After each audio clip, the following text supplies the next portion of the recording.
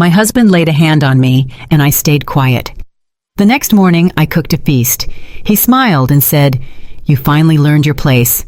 Then the doorbell rang, and he realized his place was in handcuffs. Before I continue this story, let me know where you are watching from in the comments below. Hit like and subscribe if you have ever had to stand up to a partner who underestimated your worth. My name is Harper, and I am 32 years old. I stood in the center of our expansive living room in the Chicago penthouse that overlooked the glittering city skyline.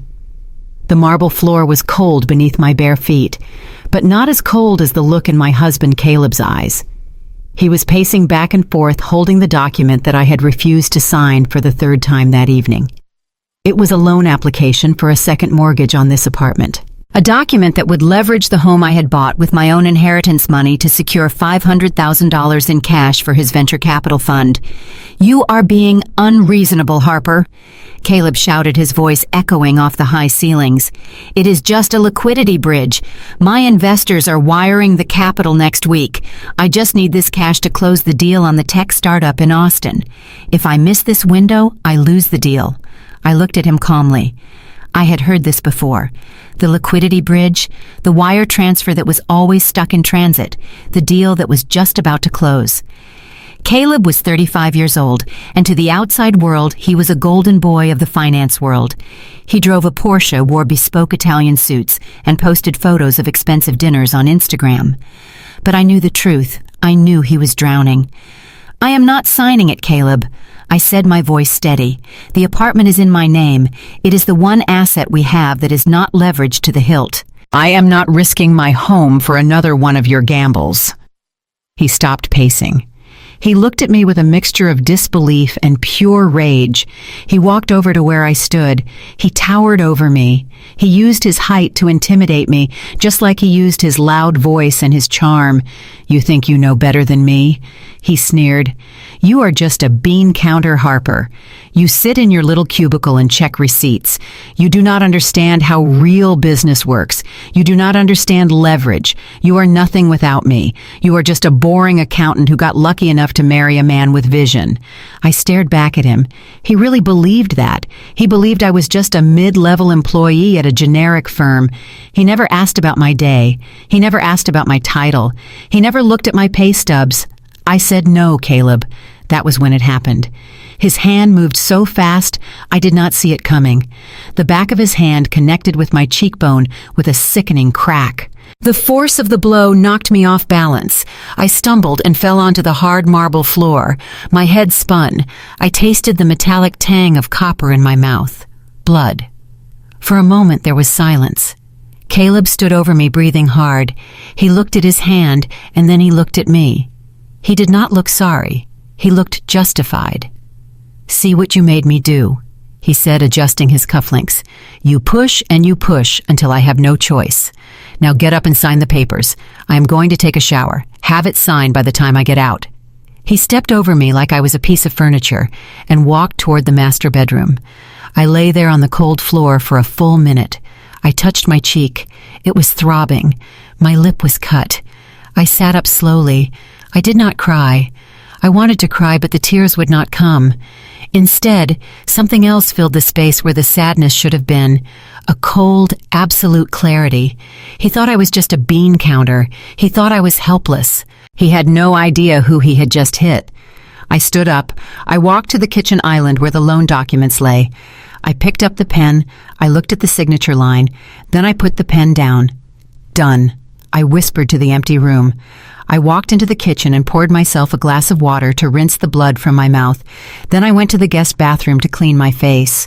I looked at myself in the mirror. The bruise was already forming. Good. I took my phone and snapped 4 photos of my face from different angles. Then I uploaded them to a secure cloud server that Caleb did not know existed. I did not go to the master bedroom. I went to the study down the hall. This was my domain. Caleb rarely entered this room because he found my work boring. He preferred his flashy office downtown with the glass walls and the espresso machine.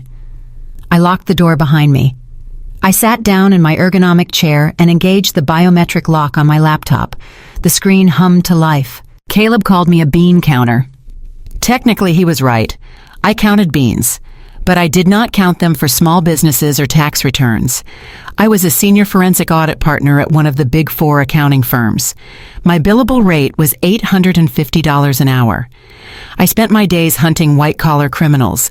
I tracked embezzlers, money launderers, and executives who treated company funds like their personal piggy banks. I had testified in federal court 12 times. I had helped put 3 CEOs in prison, and Caleb thought I was a secretary. It was almost funny. When we met 5 years ago, I was modest about my work. I told him I worked in audit. He heard what he wanted to hear. He heard boring. He heard safe. He heard someone who would never outshine him. I never corrected him because I valued my privacy, and frankly because I kept my finances completely separate. My income was triple his. My bonuses alone could pay off his Porsche. But every cent I earned went into a blind trust and investment accounts that were solely in my name.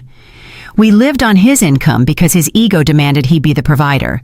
I let him play the big man while I built a fortress of wealth he couldn't touch. But tonight, he had touched me, and now I was going to dismantle him. I opened my forensic software. It was time to audit Caleb. I knew his passwords. He was arrogant and lazy with his digital security. He used variations of his own name and his birthday. Typical narcissist behavior. Within 10 minutes, I was inside his laptop, which he had left in his bag by the door. I established a remote mirror of his hard drive so I could work from my machine without touching his. I started with his bank accounts. The operating account for his venture capital firm was the first stop. It should have had $3 million in it from the latest round of funding raised from private investors. I pulled the statement. Balance $42,000. My eyes narrowed. Where did the money go? I began to trace the wire transfers. This was the part of the job I loved. The numbers never lied, people lied, husbands lied, but the math always told the truth. I saw a transfer of $500,000 to a company called Zenith Consulting in Delaware. I ran a search on Zenith. It was a shell company registered 3 months ago. The registered agent was a generic service, but I dug deeper into the metadata of the incorporation documents. I found an email address associated with the administrative login. Savannah.king@gmail.com. Savannah. I knew that name. She was 24 years old, an influencer, a model. I had seen her name pop up on Caleb's phone notifications, which he always claimed were networking alerts. I followed the money trail from Zenith Consulting. The $500,000 had not been used for consulting. It had been used to purchase a condo in Miami. The deed was in Savannah King's name. My husband had stolen $500,000 from his investors to buy his mistress a condo. I kept digging. I found credit card statements he had hidden.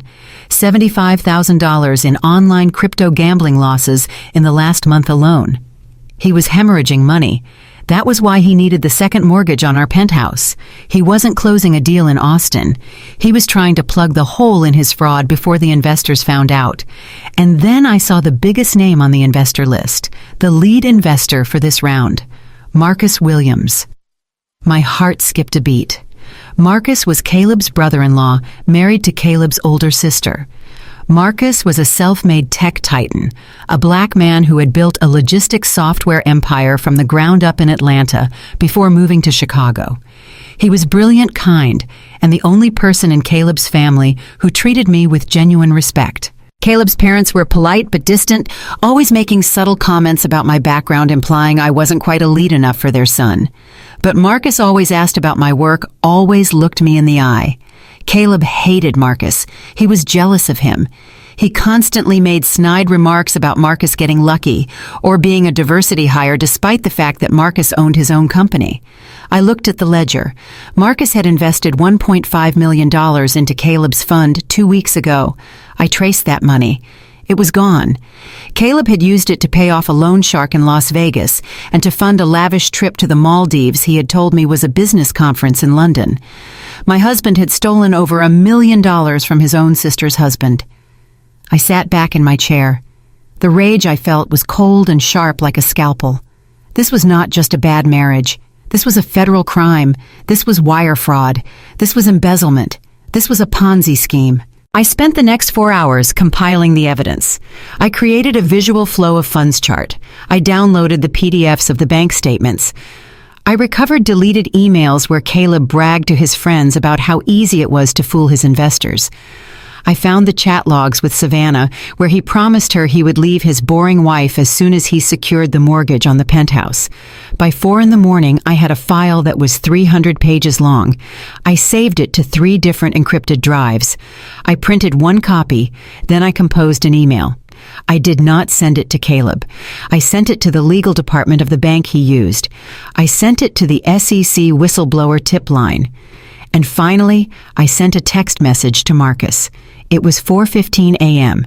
I texted Marcus, "Come to the penthouse for breakfast at 8 a.m. Bring your lawyer, and bring the FBI contact you used for your corporate security breach last year. It is about your investment. Do not call me. Just come." Marcus replied 1 minute later. "On my way." I closed my laptop. I walked out of the study and into the kitchen. The sun was just beginning to rise over Lake Michigan, painting the sky in bruises of purple and red. I opened the refrigerator. I took out a carton of eggs, a package of premium smoked salmon, and a bag of English muffins. I was going to make Eggs Benedict, Caleb's favorite. I moved with mechanical precision. I whisked the egg yolks for the hollandaise sauce. I clarified the butter. I toasted the muffins. The smell of rich butter and savory food filled the apartment.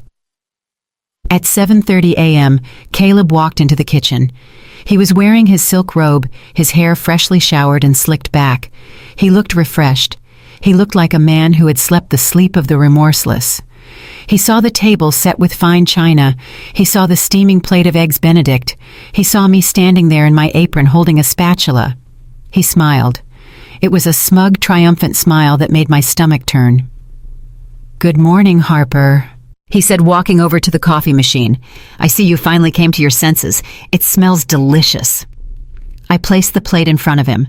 I poured him a cup of coffee. "Eat up," I said. "You will need your strength." He sat down and unfolded his napkin. He looked at the loan documents which I had placed next to his plate. They were still unsigned. He frowned. "You forgot to sign them," he said, his voice dropping an octave. "Harper, do not make me repeat myself. I thought the nice breakfast meant you learned your lesson." "I learned a lot of lessons last night, Caleb," I said, leaning against the counter. "I learned that you bought a condo in Miami for a woman named Savannah. I learned that you lost $75,000 on crypto. And I learned that you stole $1.5 million from your sister's husband." Caleb froze. His fork hovered halfway to his mouth. The color drained from his face, leaving him gray and pasty. "What are you talking about?" he whispered. "You went through my things. That is illegal. You are crazy. You are paranoid. I am a forensic audit partner, Caleb," I said, my voice hard. "I trace money for a living. I track down billions for the government. Did you really think you could hide a sloppy Ponzi scheme from me?" He stood up, knocking his chair over. "You listen to me, you little witch. You are going to delete whatever you think you found. You are going to sign those papers, or I swear to God I will—" He took a step toward me, his hand raising again. Ding dong. The doorbell rang. It was a crisp, loud chime that cut through the tension like a knife. Caleb stopped. He looked at the door. He looked at me. "Who is that?" he demanded. "Did you call the police? You think the police will care about a domestic dispute? I will tell them you fell. It is not the police," I said calmly. I walked past him to the door. He followed me, panic starting to seep into his eyes. "Who is it, Harper?" I opened the heavy oak door. Standing in the hallway was Marcus. He was wearing a charcoal suit that cost more than Caleb's car. His face was stone cold. Behind him stood 2 men in navy windbreakers with yellow letters on the back. FBI. Caleb made a noise that sounded like a dying animal. "Marcus." He stammered, trying to put on his charming mask, but failing miserably. "Marcus, what are you doing here? This is a surprise. Come in. We were just having breakfast." Marcus stepped into the apartment. He did not look at Caleb. He looked at me. "Is it true, Harper?" Marcus asked, his voice deep and rumbling. I reached into my apron pocket and pulled out a USB drive. I handed it to the agent on the left. "It is all there," I said. "The wire transfers to the shell companies, the real estate deeds, the crypto wallets. He spent your investment, Marcus. He spent all of it." Caleb lunged for the USB drive. Give me that. She is lying. She is mentally unstable. She is trying to frame me. The FBI agents moved with practiced speed. Before Caleb could take 2 steps, they had him pinned against the wall. His arms were wrenched behind his back. The click of the handcuffs was the loudest sound in the room. "You have the right to remain silent," the agent recited. Caleb was screaming now. "Marcus, help me! She is setting me up! Tell them! We are family!" Marcus walked over to where Caleb was pressed against the wall. He leaned in close. "Family does not steal from family, Caleb. You took my money. You took my children's trust fund money, and you hit your wife." Marcus pointed to the bruise on my cheek, which I had covered with concealer, but was now visible under the harsh morning light. "I saw the medical report you sent over, Harper," Marcus said softly to me. "And the security footage from the living room camera you installed last month." Caleb's eyes widened. "Camera." I pointed to the small sensor on the bookshelf. "I installed it when you started throwing things last month, Caleb. I have the video of you hitting me last night in 4K resolution. It is already with the district attorney." The agents hauled him up. Caleb was weeping now, ugly sobbing tears running down his face. "Harper, please, please do not do this. I will sign the apartment over to you. I will do anything. Just tell them it was a mistake." I looked at him. I looked at the man who had called me a bean counter, the man who had slapped me, the man who had underestimated me every single day of our marriage. I picked up his plate of Eggs Benedict. I walked over to him. "I hope the federal prison has a good breakfast menu, Caleb." I turned to the agents. "Get him out of my house." They dragged him out the door, still screaming my name. Marcus stayed behind. He looked at the table. He looked at the unsigned loan documents. "I am sorry, Harper," Marcus said. I knew he was arrogant. I did not know he was a monster. "He is not a monster, Marcus," I said, pouring my cold coffee down the sink. "He is just a bad investment, and I am finally liquidating my assets." That was just the beginning. Caleb was in custody, but his parents were already on the phone, and they had money and connections. The war was just starting, but they did not know one thing. I had not just audited Caleb, I had audited the whole family, and I was ready to serve the rest of the meal. The 24 hours following Caleb's arrest were the quietest of my life. I spent them scrubbing the kitchen, not because it was dirty, but because I needed to wash away the memory of him standing there in my apron, trying to charm the FBI. I changed the locks. I called a cleaning crew to sanitize the master bedroom. I packed his Italian suits and his silk ties into garbage bags and left them in the service elevator bay. I was methodical. I was calm. I was preparing for war. I knew Caleb. I knew that a narcissist does not go quietly into the night. When a narcissist is cornered, they do not reflect, they attack. They rewrite history until they are the victim and everyone else is the villain. I checked my watch. It was 10 in the morning on Tuesday. Bail hearings in Cook County usually happened around 9. Right on cue, my phone lit up. It was not Caleb. It was a notification from Instagram. Then another. Then a flood of them. I unlocked my screen. There was a photo of Caleb posted 10 minutes ago. He was not in a jail cell. He was sitting in the back of a luxury SUV, wearing a fresh suit, looking weary but determined. The caption read, "The truth will come out." It is terrifying how far a partner will go when they are struggling with mental health issues. I am safe, and I am fighting these false allegations. Thank you to my family for standing by me during this nightmare. Please pray for my wife, she needs help. He was out, and he was spinning the narrative. I scrolled through the comments. They were sickening. His fraternity brothers, his business partners, the people who had eaten at my table and drank my wine. "Stay strong, Caleb. Crazy women are dangerous, man. We know who you are." He was painting me as the hysterical, jealous wife. He was claiming I had fabricated the evidence because I was mentally unstable. He was gaslighting the entire internet. Then my phone rang. It was Marcus. "He is out, Harper." Marcus sounded exhausted. His parents posted the bail, $250,000 cash. They had a lawyer waiting at the precinct before the ink was dry on the arrest report. "I know," I said, staring at the Instagram post. "I see his media campaign has already started. It is worse than that." Marcus hesitated.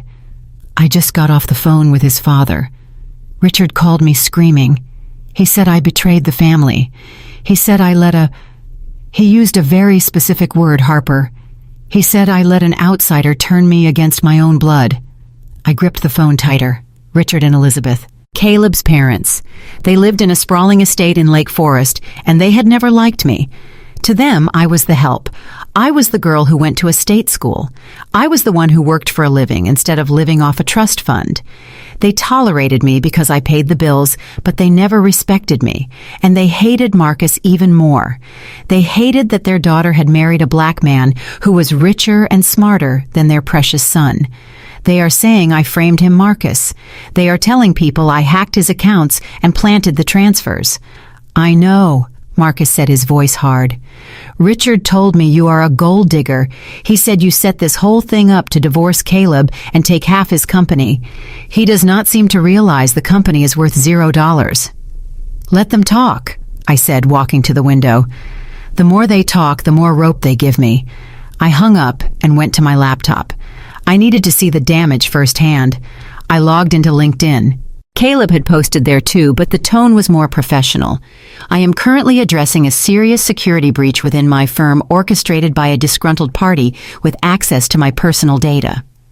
Operations will continue as normal. He was calling me a security breach. I refreshed the page. A new comment appeared from Elizabeth Caleb's mother. My son is a man of integrity. It is shameful that he is being targeted by someone he tried to save from her own mediocrity. We will not let this stand. Mediocrity. I bill $850 an hour, Elizabeth. I wanted to type it. I wanted to scream it. But I didn't. I took a screenshot. I saved it to the folder named Defamation. Ding dong. The doorbell rang again. For a second, my heart spiked.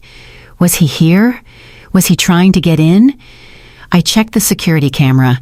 It was not Caleb.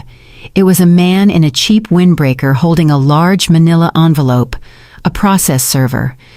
I opened the door. Harper Vance, he asked, bored. Yes. You have been served. He thrust the envelope into my hands and walked away. I closed the door and opened the packet. I scanned the legal jargon. It was a lawsuit. Caleb was suing me. The counts were listed in bold type. Defamation of character, intentional infliction of emotional distress, theft of intellectual property, and then the kicker, an emergency motion for exclusive possession of the marital residence. He wanted the penthouse. He wanted me out. The affidavit attached to the motion was a work of fiction that would have impressed a novelist. In it, Caleb claimed that I had been physically abusive toward him. He claimed that the bruise on my face was self-inflicted. He claimed that I had locked him out of his own home illegally and that he needed access to the apartment to retrieve confidential business documents vital to his investors. He was using the legal system to abuse me. He was using the money his parents gave him to pay a lawyer to destroy me. I felt a vibration in my pocket. It was an alert from my bank. Or rather, our bank. Alert. Access to joint checking account ending in 4590 has been restricted. I opened the app. Locked. Then another alert. Joint savings account. Locked. Then another. The credit card we shared for household expenses. Canceled. Caleb was cutting off my money. He thought he was stranding me. He thought he was leaving me penniless and panicked, unable to pay for a lawyer, unable to buy food, unable to fight back. I sat down on the sofa and I started to laugh. It started as a chuckle and grew into a full belly laugh that echoed through the empty apartment. Oh, Caleb, you idiot. He really thought that was my money. He had frozen the joint account where we deposited his paycheck and the small allowance I pretended to contribute from my job. He had frozen the account that paid for the groceries and the dry cleaning. There was maybe $4,000 in there. He did not know about the blind trust. He did not know about the high-yield savings account at a completely different bank where I funneled 90% of my salary. He did not know about the offshore investment portfolio I managed for myself. He had locked the door to the pantry thinking he was starving me out, but he did not realize I owned the grocery store. I stopped laughing and wiped a tear from my eye. The gloves were off. He wanted to play the victim. He wanted to drag my name through the mud. He wanted to sue me for the home I bought with my grandmother's inheritance money. He wanted a war. I picked up my phone and called the best divorce attorney in Chicago. Her name was Jessica, and she was a shark who ate narcissists for breakfast. I had worked with her on several forensic cases. She cost $1,000 an hour, and she was worth every penny. "Jessica," I said when she answered. "It is Harper. I need to retain you. Immediately." "Harper, I heard about the arrest. It is all over the legal blogs. Are you okay?" "I am fine," I said. "But Caleb just sued me for defamation, and he is trying to kick me out of the penthouse. He also froze the joint accounts." Jessica let out a low whistle. "He is aggressive. Who is representing him?" "Bradford Sterling." Jessica scoffed. "Sterling is a showboat. He likes to make noise, but he is sloppy with paperwork. We can handle him." "What is your liquidity situation, Harper? If he froze the accounts, do you need a temporary order for support?" I paused. I looked at the view of the city. I looked at the bruise on my cheek in the reflection of the glass.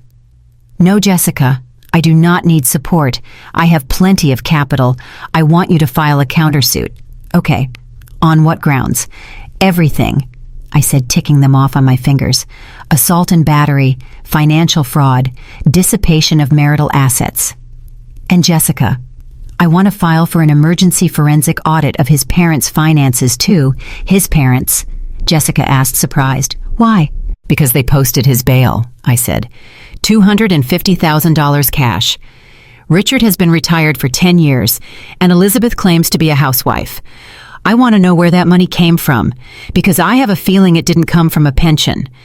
I could hear Jessica smiling through the phone. "You think they are laundering money for him? I think the apple does not fall far from the money laundering tree," I said, "and I want to shake the whole orchard." "Consider it done," Jessica said. "I will have the papers filed by 5 p.m. Harper, lock your doors. Do not engage with him. If he tries to come in, call the police." "I will." I hung up. I was not done. Caleb had attacked my reputation. He had attacked my home. Now he was going to attack my career. I knew his playbook. He would go for my license. He would try to get me fired so I would lose my credibility as a witness. I needed to get ahead of him. I opened my laptop and composed an email to the managing partner of my firm. I attached the police report, the restraining order application, and the preliminary forensic report I had compiled on Caleb's fraud, subject disclosure of legal proceedings and potential conflict of interest. I hit send. Then I drafted another email. This one was to the ethics board of the Venture Capital Association, where Caleb held a board seat. Subject, formal complaint regarding member ethics violation. I hit send. My phone buzzed again. It was a text from an unknown number. "You are going to regret this, Harper. You are a nobody. You are a parasite. We are going to crush you. You will be on the street by the end of the week." It was from Richard Caleb's father. I stared at the message. A parasite. They really believed that.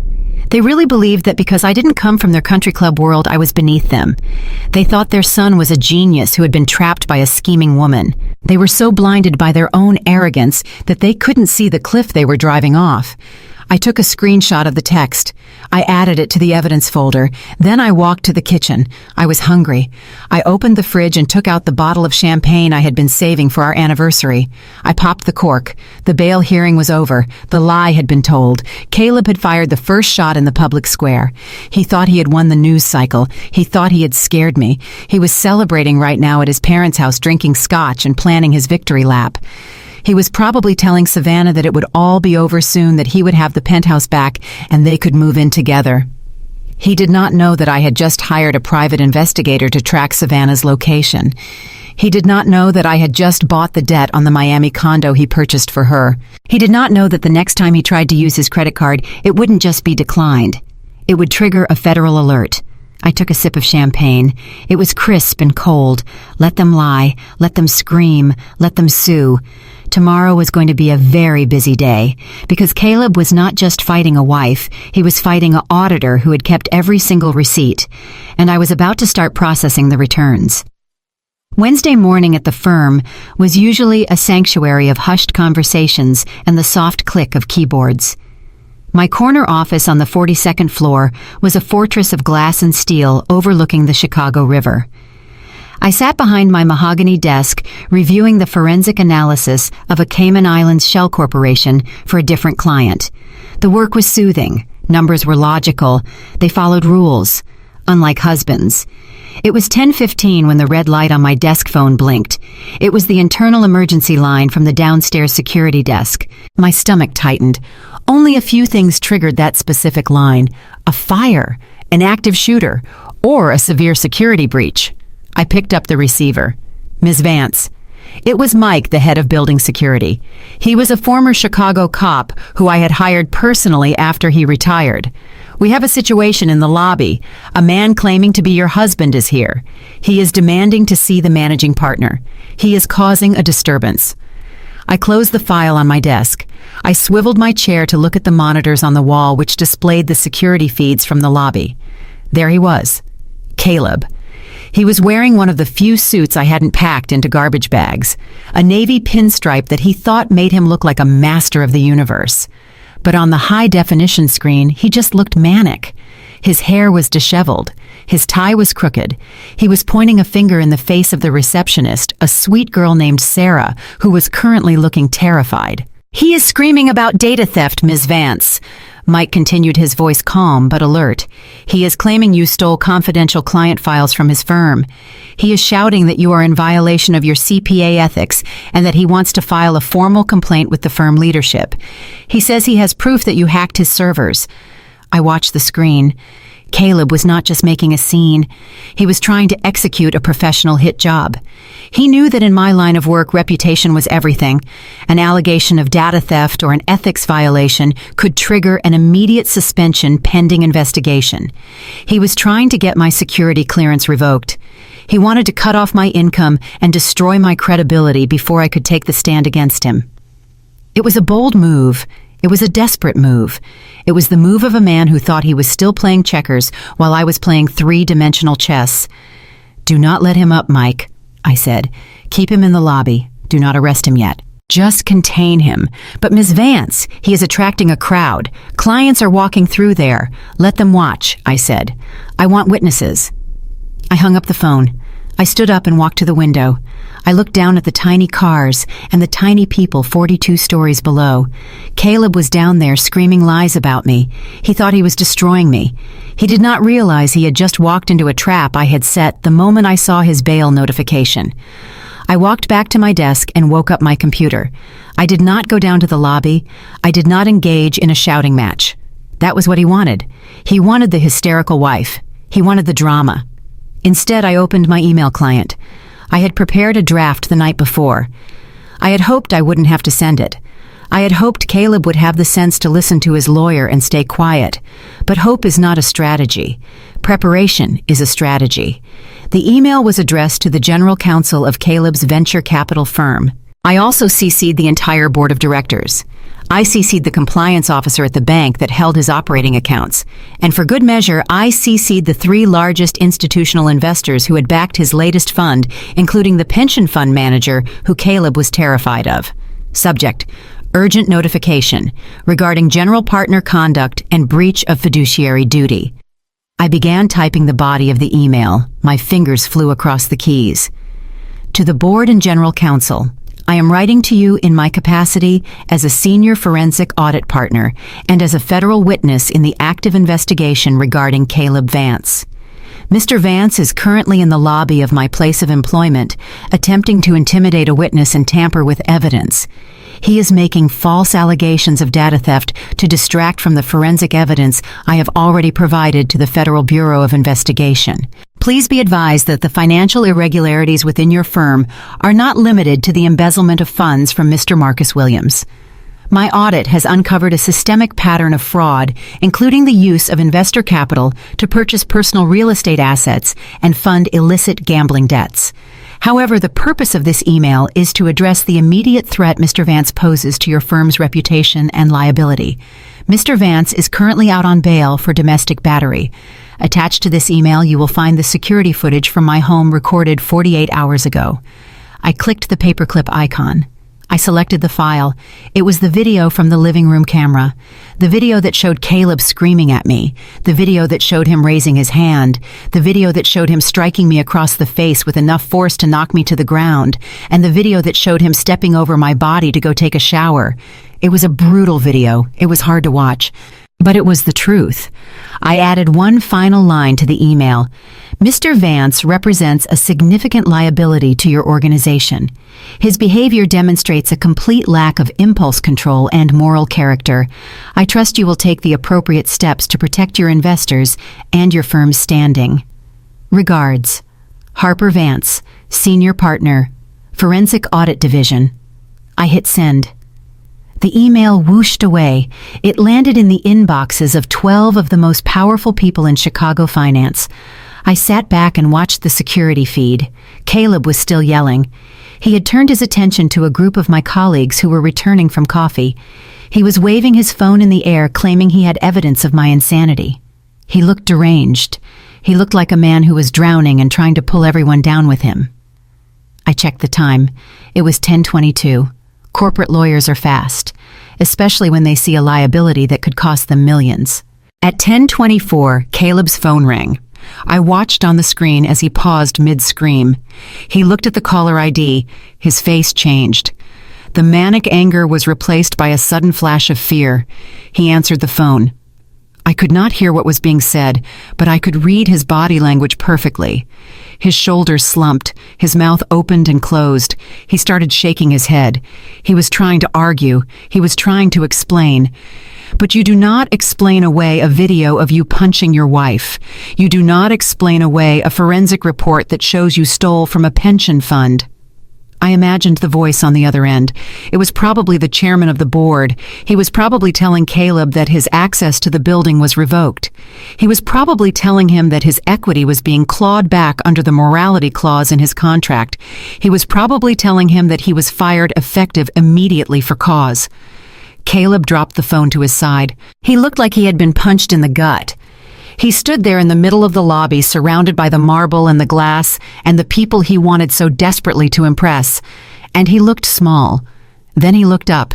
He looked right at the security camera mounted in the corner of the ceiling. He knew I was watching. He knew I had done this. I leaned into the microphone on my desk that connected to the security earpiece Mike was wearing. "Mike," I said softly, "he has just been terminated by his employer. He is no longer a professional guest. He is now a trespasser. Please remove him from the building. Copy that, Ms. Vance." Mike replied. I watched as Mike and two other large security officers approached Caleb. They did not smile. They did not ask him nicely. Mike took Caleb by the elbow. Caleb tried to pull away. He started shouting again, but the fight had gone out of him. It was the desperate shouting of a man who knows he has lost. "You cannot do this!" He screamed at the ceiling. "She is lying. She ruined me. I will sue you all." The officers marched him toward the revolving doors. They did not let him stop. They walked him past the reception desk, past the clients, past the delivery drivers. They walked him right out onto the sidewalk of Wacker Drive. Mike gave him a final shove, not enough to hurt him, but enough to make it clear he was not welcome back. Caleb stumbled onto the concrete. Passers-by stopped to look. A man in a suit yelling on a street corner in Chicago was not uncommon, but a man in a bespoke suit, looking like his world had just ended, was a spectacle. Caleb stood there for a moment, staring up at the building, staring up at the 42nd floor. I stood at my window and looked down. I took a sip of my sparkling water. He had come here to get me fired. He had come here to take away my livelihood so I couldn't afford to fight him. He had come here to assert his dominance, to remind me that he was the big important businessman and I was just the wife. Instead, he had just lost the last thing he had left, his career. My computer chimed. It was a reply from the general counsel of his firm. "Ms. Vance, we have received your email and the attached evidence. We are horrified by the contents. Mr. Vance has been terminated immediately for cause. We are fully cooperating with federal authorities regarding the financial irregularities you identified. We have also issued a freeze on all assets associated with his accounts. Thank you for bringing this to our attention." I closed the email. It was done, but I was not finished. Caleb was fired, but he was still dangerous. A narcissist with nothing left to lose is a cornered animal. He would go to his parents. He would go to Savannah. He would try to find money anywhere he could to keep fighting. I needed to cut off his retreats. I picked up my phone and dialed the number for the private investigator I had hired the day before. His name was Russo, and he was expensive and discreet. "Russo," I said. "Miss Vance." Russo's voice was gravelly. "I have the location on the girl, Savannah King. Where is she?" "She is at the condo in Miami. She posted a photo by the pool 20 minutes ago." "Good," I said. "I want you to serve her with the eviction notice today." "Today?" Russo asked. "It usually takes a few days to process the paperwork. I paid the expedited fee," I said. "I own the note on that property now, Russo. I bought the debt from the holding company this morning. Technically, she is trespassing on my property." And Russo, "Yes, when you serve her, make sure you hand her the second envelope I sent you.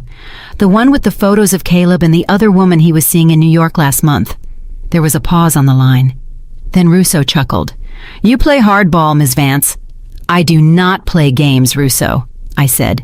"I conduct audits, and I am finding discrepancies everywhere." I hung up. I looked at the empty lobby on my monitor. The show was over. The employees were going back to work. Sarah, the receptionist, was straightening her blouse and typing something, probably an email to HR about the crazy man. I turned back to my desk. I had a job to do. I had clients who respected me.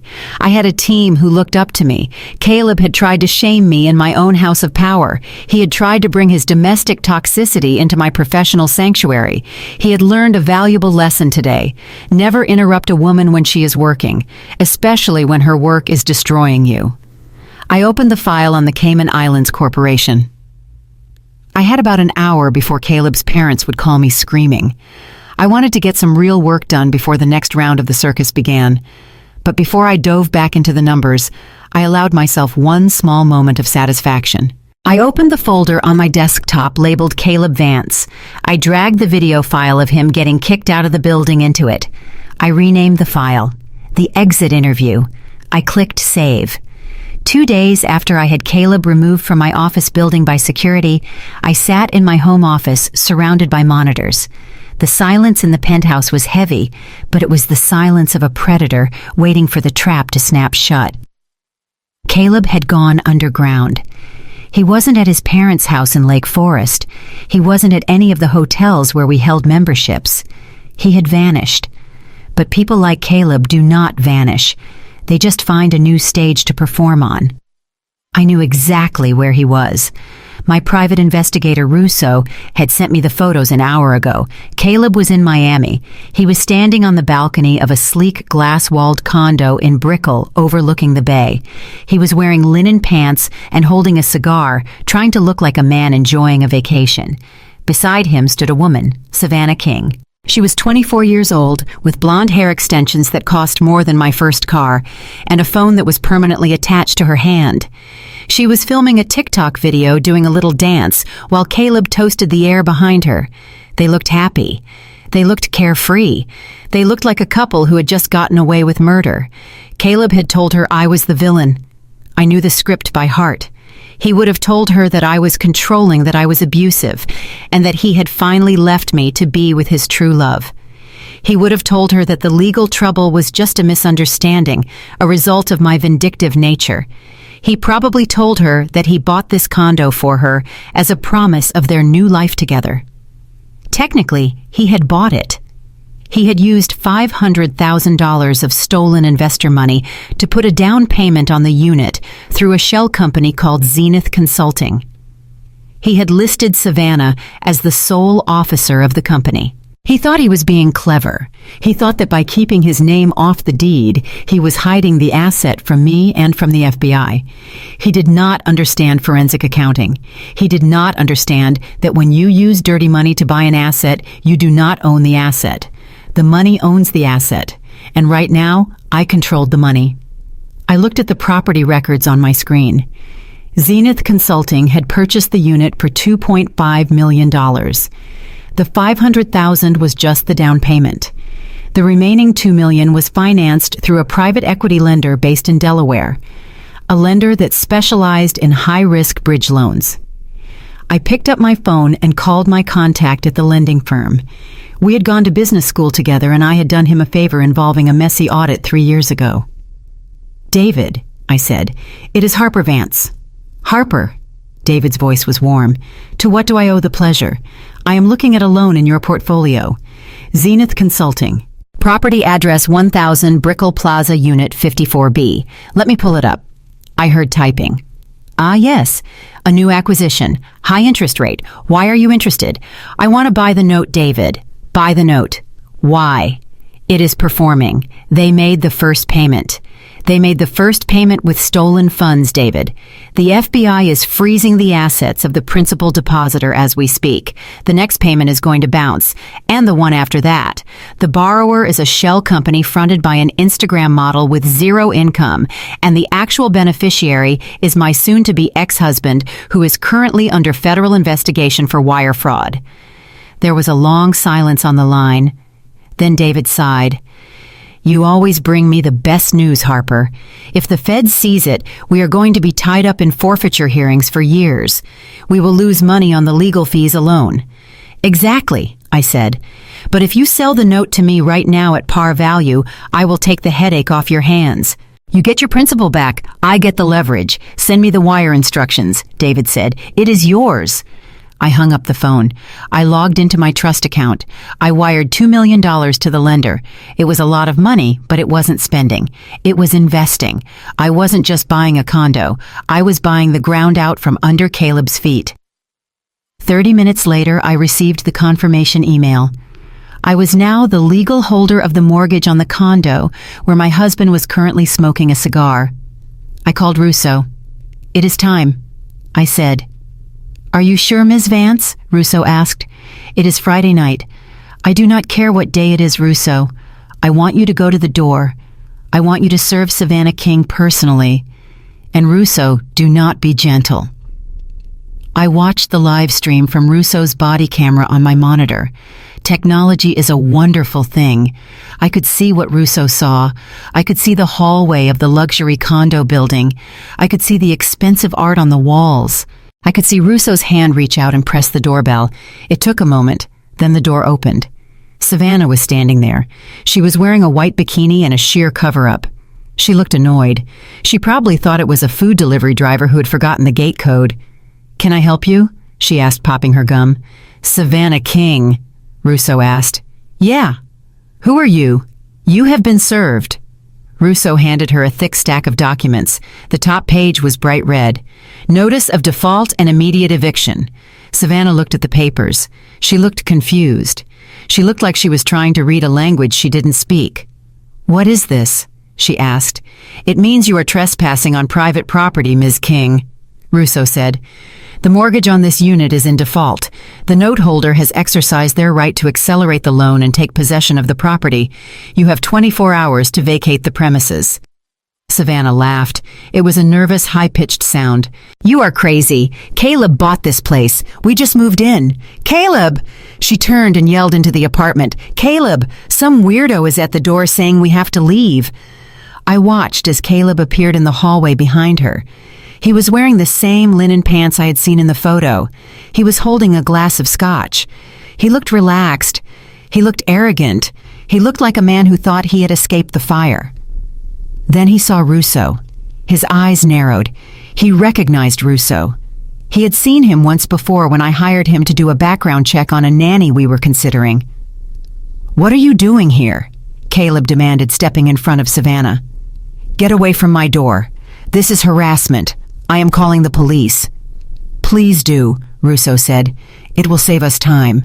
You are trespassing, Mr. Vance, and Ms. King is in possession of stolen property. Caleb scoffed. Stolen property? I bought this condo. I have the deed. You have a deed owned by Zenith Consulting, Russo corrected him, which is a company that has defaulted on its loan as of 1 hour ago.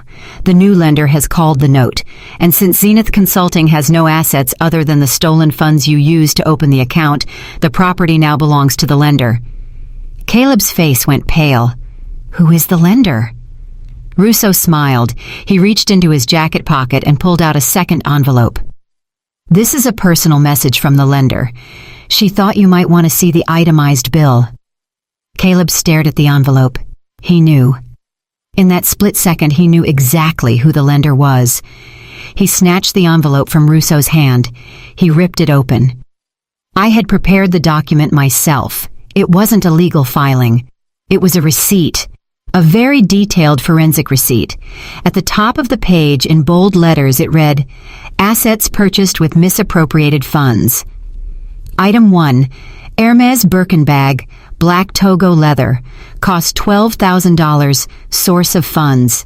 Marcus Williams Trust account. Item 2. Cartier Love bracelet. Cartier Love. Diamond Pave. Cost $42,000. Source of funds. Series A Investor Capital. Item 3. First class round trip. Tickets to Maldives. Cost $15,000. Source of funds. Employee payroll account. Item 4. Lease payments for Mercedes G-Wagon. Cost $4,000 per month. Source of funds. Emergency liquidity line. I had listed everything. Every dinner, every hotel stay, every pair of shoes he had bought for Savannah over the last 6 months. And next to every item I had listed the federal statute for wire fraud and money laundering associated with the transaction. Caleb read the list. His hands started to shake. The paper rattled. Savannah leaned over his shoulder. She looked at the list. She saw her Birkin bag. She saw her bracelet.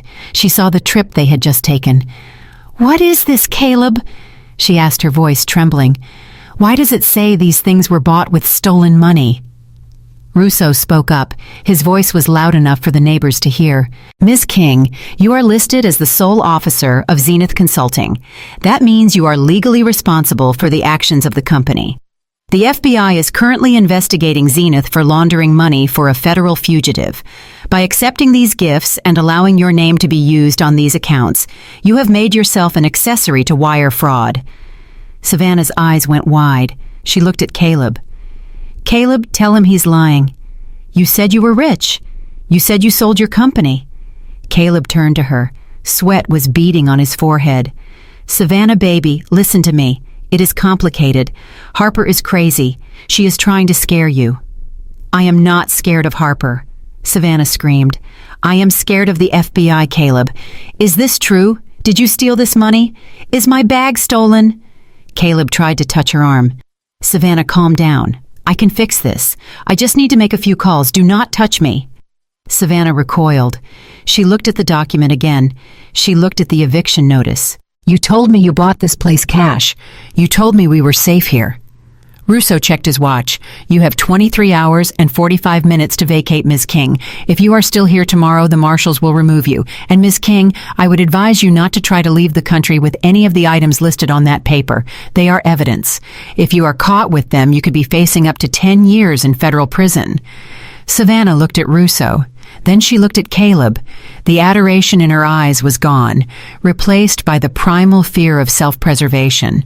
She did not love Caleb. She loved the lifestyle Caleb provided, and I had just revealed that the lifestyle was a hologram. "I am not going to prison for you." Savannah hissed at Caleb. She turned and ran into the bedroom. I could hear drawers being ripped open. I could hear her sobbing. Caleb stood in the doorway. He looked at Russo. He looked into the camera lens on Russo's chest. He knew I was watching. "You think you have won, Harper," he whispered. "You think you can take everything from me. I do not want your things, Caleb." I said to the empty room in Chicago, "I just want my life back. And I am charging you for the time you wasted." Russo nodded at Caleb. "Have a nice evening, Mr. Vance. Good luck with the packing." Russo turned and walked away. I cut the feed. I sat in the dark office illuminated only by the glow of the monitors. I felt a strange sensation in my chest. It wasn't joy. It wasn't happiness. It was the satisfaction of a math problem finally resolving to 0. Caleb had tried to use Savannah as a weapon against me.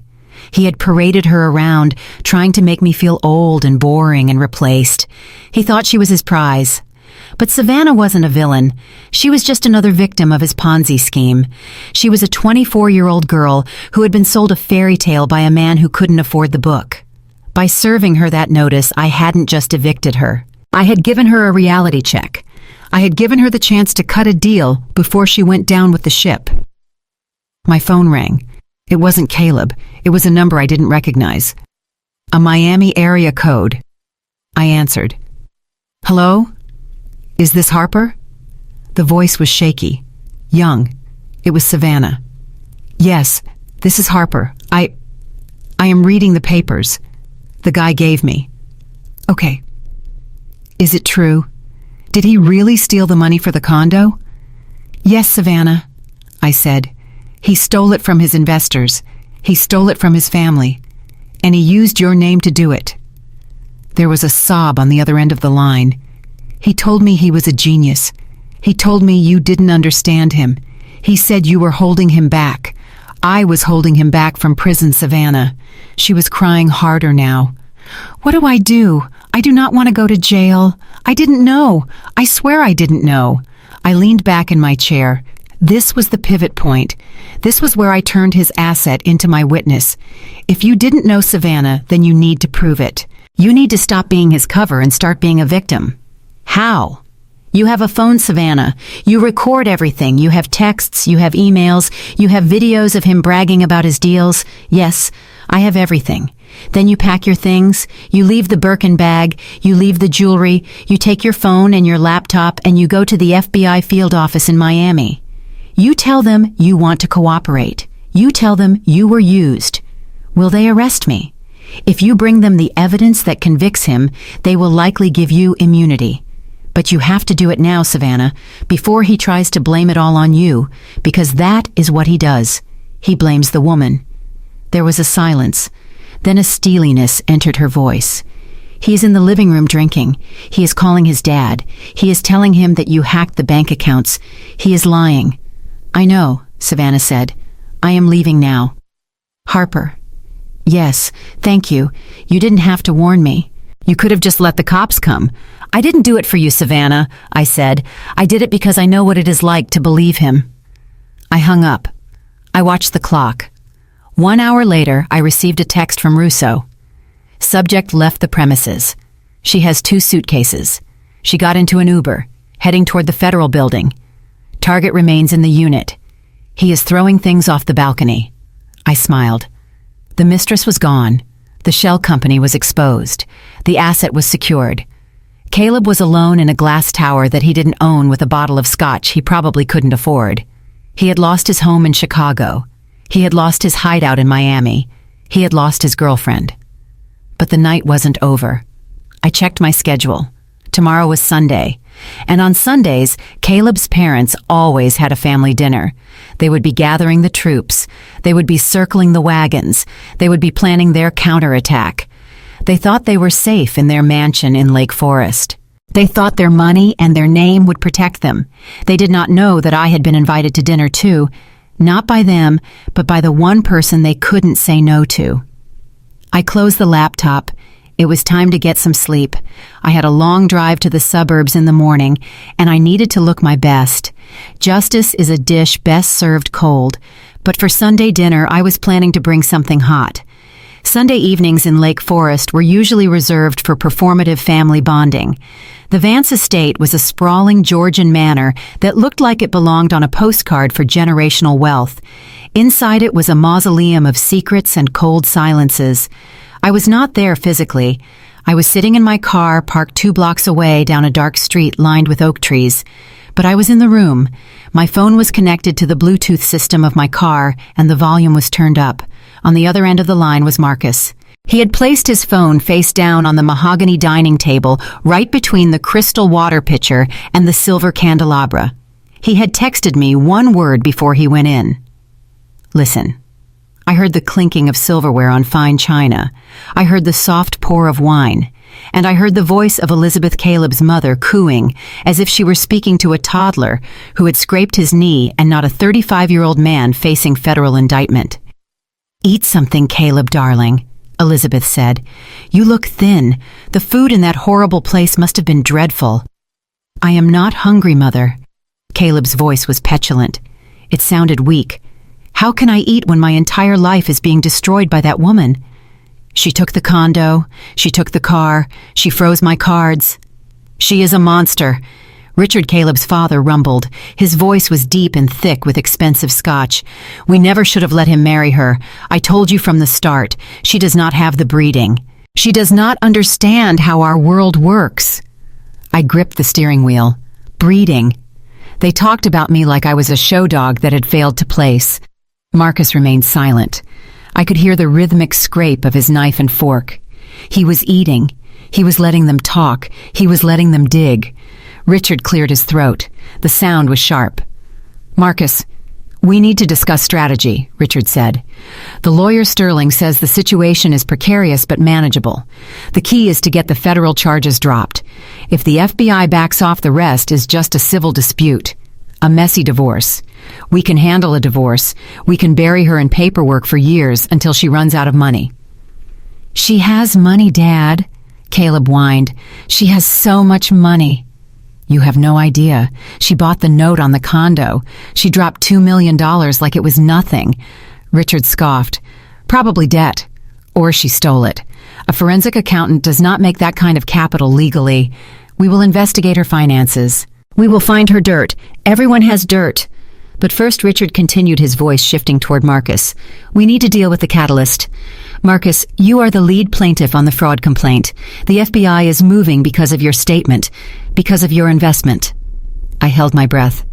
Here it came, the squeeze. "We need you to recant, Marcus." Elizabeth said, her voice sweet and poisonous. "You need to tell the agents it was a misunderstanding. Tell them it was a family loan, not an investment. Tell them you authorized Caleb to move the funds. If you withdraw your complaint, the case loses its legs." There was a pause. The silence stretched thin and tight. "You want me to lie to the Federal Bureau of Investigation," Marcus said. His voice was calm, level.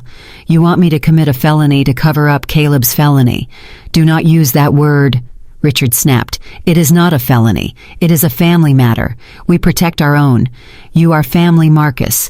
You married my daughter. You are the father of my grandchildren. You owe us loyalty." "I owe you loyalty," Marcus repeated slowly. "Yes," Richard said. "Look, I know you and Caleb have had your differences. I know you feel competitive with him, but this is life or death. If he goes to prison, it ruins the family name. It ruins the reputation I built for 40 years. Do you want your children to have an uncle in prison? Competitive?" I almost laughed out loud in the car. Marcus was worth 10 times what Richard was worth. Marcus had built a tech empire while Richard had inherited a manufacturing plant that he had slowly run into the ground over 3 decades. And frankly, Marcus, Richard added his tone, dropping to a conspiratorial whisper that made my skin crawl, "we all know how this looks. You are the successful one now. You have done very well for yourself. People like a story of forgiveness. It makes you look benevolent. If you crush Caleb, it looks vindictive. It looks ungrateful. Ungrateful. The code word. Steito." The dog whistle. Richard was reminding Marcus of his place. He was saying, "You should be grateful we let a black man into our white castle. You should be grateful we let you marry our daughter." I waited for Marcus to explode. I waited for him to flip the table. But he didn't. He was a sniper, not a brawler. "I cannot withdraw the complaint, Richard," Marcus said. "The money is gone. Caleb spent it. If I say I authorized it, I am liable for the tax implications. I am liable for the fraud." "We will cover you," Caleb said eagerly. "Dad will cover you. Just tell them it was a loan. I will pay you back. I have a deal closing next month." "You do not have a deal closing, Caleb," Marcus said. "You have no deals. You have no firm. You have no license. You are finished." Caleb slammed his hand on the table.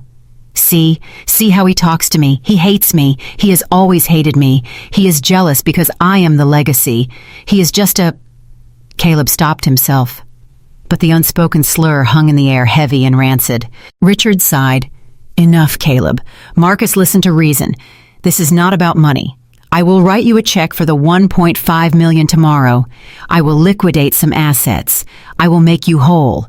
But you have to make this call. You have to stop Harper." "Harper." Elizabeth spat the name like it was a curse. "That girl. I knew she was trouble the moment I met her. She was so quiet, so watchful. She never fit in. She is a peasant," Richard said. "A lucky country bumpkin who clawed her way into a good school and thought she could marry up. She brings nothing to the table. No lineage, no connections, just a calculator and a chip on her shoulder." I closed my eyes. A peasant.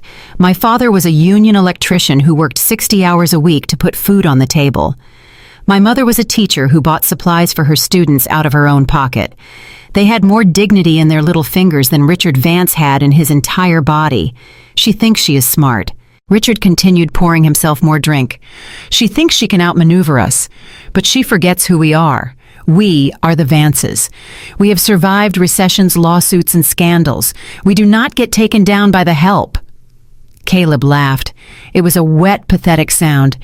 She is just a bean counter, Dad. That is what I told her. She is nothing without me. I heard the sound of a chair scraping back against the hardwood floor. Marcus was standing up. Are you done? Marcus asked. Sit down, Marcus, Richard ordered. We are not finished. I am finished, Marcus said. I have listened to you coddle a criminal for an hour. I have listened to you insult my wife's brother even though he stole from her children. And I have listened to you disparage a woman who is worth 10 of Caleb. Excuse me, Elizabeth gasped. You call her a peasant, Marcus said, his voice rising in power, filling the room. You call her the help. Let me tell you who Harper Vance is. 2 years ago, my company was hit by a sophisticated cyber attack. Our internal accounts were compromised. Millions were being siphoned off into ghost accounts in Eastern Europe. My CFO couldn't find it. The auditors I hired couldn't find it. The company was 2 weeks away from insolvency. I was going to lose everything, Richard. Everything I built. The room was silent. They did not know this story. I had never told them. Marcus had never told them. I called Harper, Marcus said. I called her at midnight on a Tuesday. She came over in her pajamas. She sat in my server room for 72 hours straight. She drank bad coffee, and she stared at lines of code until her eyes bled. She found the leak. She traced the hackers. She recovered 90% of the funds, and she found the internal employee who had sold us out. Marcus paused. I could hear his breathing. It was steady, controlled. She saved my life, Richard. She saved my legacy. And when I tried to write her a check for her consulting fee, a check for $500,000 because that is what she was worth, she tore it up. She said, family helps family, Marcus. Buy the kids something nice. I felt a tear slide down my cheek in the car. I remembered that night. I remembered the fear in Marcus's eyes. And I remembered the relief when we caught the thief. You call her a bean counter, Marcus said, his voice dropping to a dangerous whisper. She is the most brilliant financial mind I have ever met. She is a warrior, and you are idiots for making an enemy of her. Whatever, Caleb muttered. That doesn't change anything. You still have to drop the lawsuit. No, Marcus said. I do not. In fact, I am doubling down. And Richard, there is something else you seem to have forgotten in your old age. What is that? Richard snapped. You keep talking about Vance Industries like it is an impenetrable fortress. You talk about your assets like they are infinite. But I happen to know that your manufacturing division has been bleeding cash for 5 years. I know you leveraged the Lake Forest estate to cover the payroll last quarter. How do you know that? Richard's voice wavered. That is confidential. It is confidential to the public, Marcus said. But it is not confidential to your shareholders. I own 51% of the company, Marcus. I am the majority shareholder. Not anymore, Marcus said. What? Last week when Caleb told me he needed a bridge loan, I started looking into the family financials. I saw the weakness. I saw the debt. And I saw that your brother, Uncle Thomas, was looking to sell his stake. Richard went silent. Total, terrified silence. Thomas has 20%. Richard whispered. Yes, Marcus said, and your cousin Sarah has 10%, and the employee stock pool holds 10%. I bought them out, Richard, Marcus said. I bought them out this morning while you were posting bail for your son. I paid a premium. Mr. Hato. They were very happy to sell. They have lost faith in your leadership, Richard. They think you are distracted. They think you are making emotional decisions. I own 40% of Vance Industries directly, Marcus said. And I have the proxy votes for another 11% from the board members who are tired of your mismanagement. That gives me 51% control, Richard. No, Richard gasped. No, you cannot. I can. And I did, Marcus said. I am calling an emergency board meeting for tomorrow morning at 9 a.m. The first item on the agenda is a vote of no confidence in the CEO. You are firing me. Richard sounded like he was choking. From my own company. I am removing you for cause, Marcus said. gross negligence, misallocation of company resources, and reputational damage caused by the criminal activities of your immediate family. This is a hostile takeover, Caleb screamed. You are stealing our company. I am saving the company, Marcus said. From you. Marcus walked toward the door. I could hear his footsteps on the hardwood. If you continue to fund Caleb's legal defense, Marcus said, stopping at the archway. If you spend $1 more of the family money trying to hurt Harper, I will strip you of your pension. I will strip you of your health insurance. I will enforce the non-compete clauses in your contracts so aggressively you won't be able to sell lemonade on the sidewalk. Marcus, Elizabeth pleaded, please, we are family. Not anymore, Marcus said. Harper is my family. You people. You are just a bad investment, and I am liquidating. The sound of the front door slamming shut echoed through the phone line like a gunshot. I sat in my car stunned. I knew Marcus was powerful. I knew he was loyal.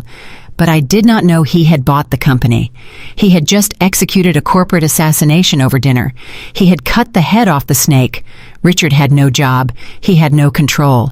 And if Marcus followed through, Richard would have no money to pay Caleb's lawyers. The phone line was still open. I could hear the aftermath in the dining room. You ruined us, Richard whispered to Caleb. His voice was full of hate. You and your greed. You brought this on us. It is not my fault, Dad. Caleb sobbed. It is her fault. It is Harper. Shut up, Richard roared. Just shut up. I disconnected the call. I started the car. The engine purred to life. I drove down the dark street, leaving the Vance estate behind me. The lights in the windows were still on, but the power had gone out a long time ago. They were alone. They were broke. And they were turning on each other. I drove back toward the city. The skyline was waiting for me. My phone buzzed. It was a text from Marcus. Dinner was terrible. I'm going to grab a burger. Meet me at the Spot. I smiled. The Spot was a dive bar on the north side where we used to go to debrief after solving his company's crisis. I typed back. On my way. I am buying. I merged onto the highway. The wind rushed past the windows. I felt lighter than I had in years. Caleb thought I was a country bumpkin. Richard thought I was a peasant. They had no idea that peasants are the ones who know how to sharpen the pitchforks. But the war wasn't over. Caleb was desperate now, and a desperate narcissist is capable of anything. He had lost his mistress. He had lost his job. He had lost his parents' money. He had one card left to play, the victim card. He would try to take the narrative to the only court he had left, the court of public opinion. He would try to destroy me in the press. Let him try. I had the receipts, I had the recordings, and now I had the CEO of his father's company on my side. I pressed the accelerator. The city lights blurred into streaks of gold and red. The audit was almost complete, but there was one final account to reconcile. The divorce court. And I was going to make sure the settlement offer was zero. The divorce hearing was scheduled for 9 a.m. at the Daily Center in downtown Chicago. I arrived at 8:30 wearing a tailored cream suit that made me look soft, approachable, and nothing like the forensic executioner I had become. Caleb was already there, sitting with his new lawyer, a man named Sterling, who had a reputation for loud ties and louder arguments. Caleb looked different. He was thinner, his face gaunt, his eyes shadowed. He was playing the part of the battered husband. He wore a rumpled gray suit, and he kept his head down, occasionally wiping at his eyes with a tissue. It was a good performance. If I didn't know him, I might have felt sorry for him. But I knew him. I knew that the rumpled suit was a costume. I knew that the tears were crocodile tears. And I knew that under the table his foot was tapping a nervous rhythm. The Judge Honorable Catherine Moore took the bench. She was a woman in her 60s with sharp eyes and no patience for theatrics. This is case number 24D-1982, in re the Marriage of Vance. Judge Moore said, peering over her glasses. We are here for a preliminary hearing on asset division and the temporary restraining order. Mr. Sterling, you may proceed. Sterling stood up. He adjusted his tie. Your Honor, my client. Mr. Caleb Vance is a victim. He is a victim of a calculated campaign of harassment, financial abuse, and defamation orchestrated by his wife, Harper Vance. Mrs. Vance has used her professional skills to freeze my client out of his own home, cut off his access to marital funds, and destroy his professional reputation. He is destitute, Your Honor. He has $0 in his bank account. He is living on the charity of friends. We are asking for immediate spousal support in the amount of $20,000 a month, access to the marital residence, and legal fees. Judge Moore looked at Caleb. Mr. Vance, is this true? Do you have no assets? Caleb stood up slowly. His voice was shaky. It is true, Your Honor. Harper controls everything. She hid money. She manipulated the accounts. I have nothing. I just want this nightmare to end. I want to move on with my life, but she won't let me. She is obsessed with destroying me. I watched him. He was good. He was really good. He almost believed his own lies. He was counting on the fact that the courts usually favor the spouse with fewer resources. He was banking on the fact that on paper he looked broke. He had drained his domestic accounts. He had transferred his liquid assets offshore weeks ago in anticipation of this day. He thought he was smarter than the system. Judge Moore turned to my lawyer, Jessica. Ms. Counsel, your response. Jessica stood up. She did not raise her voice. She did not wave her arms. She simply walked to the clerk's desk, carrying a heavy black binder. It was thick, 4 inches thick.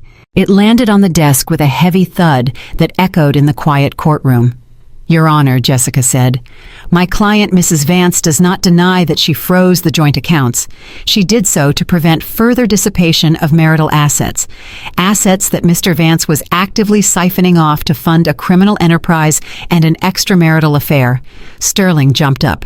Objection, Your Honor. These are unproven allegations. My client has not been convicted of any crime. Sustained on the criminal characterization, Judge Moore said. But proceed, counsel. Thank you, Your Honor. Jessica continued. Mr. Vance claims he is destitute.